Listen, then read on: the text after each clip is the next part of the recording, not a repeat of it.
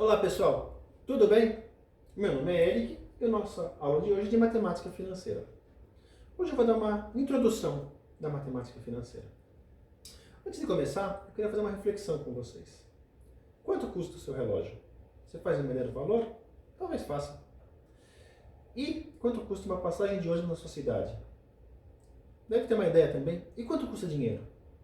Mas como assim? Dinheiro também compra? Sim, dinheiro você também compra.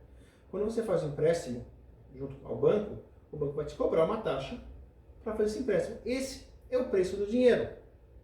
Da mesma forma, quando você tem dinheiro sobrando para aplicar, você aplica num banco, num investimento, e você vai ter uma remuneração por isso, pelo preço que você deixar o dinheiro lá com eles. Então, matemática financeira estuda isso. Como é que o dinheiro vai evoluindo, o preço do dinheiro.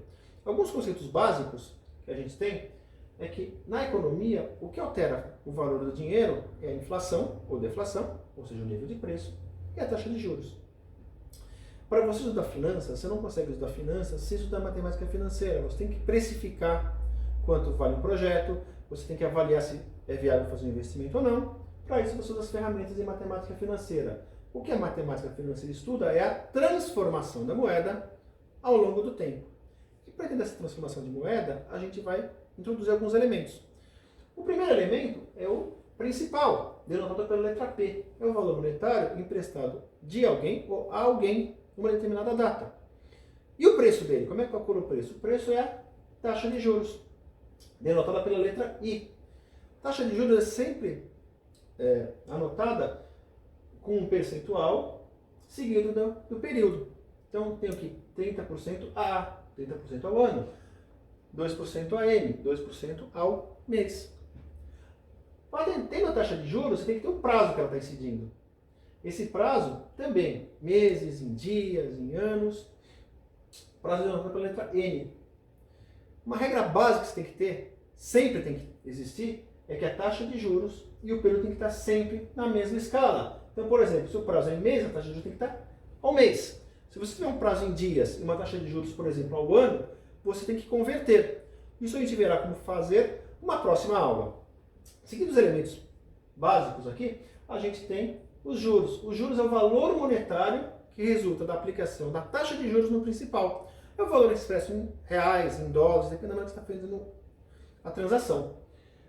Você tem os juros, você tem o principal, você agrega os dois, você soma os dois, você tem o montante final. Então, montante, denotado pela letra S, é o resultado do principal acrescido a juros. E como eu faço esse acréscimo de juros? Tem duas formas de fazer. Tem dois tipos de capitalização. Capitalização simples. Nesse regime, apenas o capital inicial vai render juros. Você só incide juros sobre o valor de P. Na composta, é chamado juros sobre juros.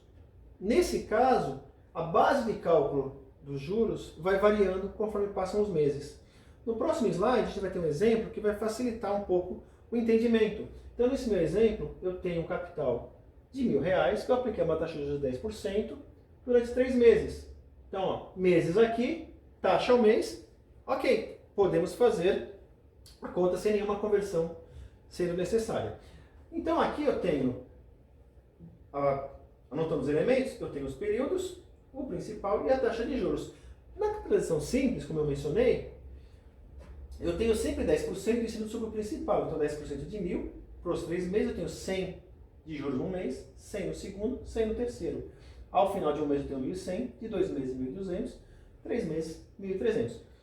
Por outro lado, na capitalização composta, a base de cálculo vai mudando. Então, no primeiro mês é igual. Base de cálculo inicial, 100, 10% em cima de 1.000. Mas a partir do segundo mês, os 10% já incidem no montante que fechou no período anterior. Então, 10%, 1.100, 110. No terceiro período, 1.210, 10%, 121. Fecha um total aqui de 1.331 no final de 3 meses. Essa diferença a gente vai explorar melhor nas próximas aulas, vai entender um pouco as diferenças do simples e do composto. Até lá!